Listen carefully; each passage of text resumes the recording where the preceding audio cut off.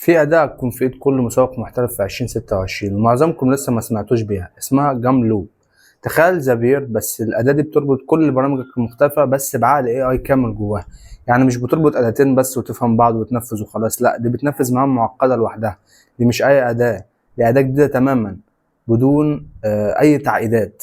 شركات كبيرة زي ويب فلو، انستاكارت، شوبيفاي بقى بيستخدموها فعلا في عمليات الماركتنج بتاعتهم.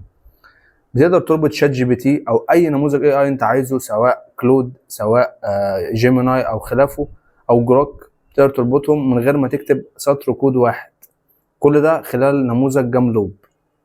تقدر تربطهم طبعا مع ادواتك الداخليه، يعني عمليا تقدر تعمل اوتوميشن لاي حاجه انت عايزها، من تحليل بيانات لكتابه ردود لتحديث السي ار ام. كل ده بيحصل في اداه واحده بضغطه واحده في دقيقه واحده بس. تخيل معايا الفرق بين المسوق اللي بيعرف الأداة دي والمسوق اللي لسه ما يعرفش عنها حاجة في 2026. هيبقى في فرق ضخم ما بينهم، خصوصا على آخر السنة دي. احفظ الفيديو ده وادخل جرب النسخة المجانية النهاردة بنفسك، وسيب لي رأيك فيها في التعليقات، وهستناكم. بس كده، سلام.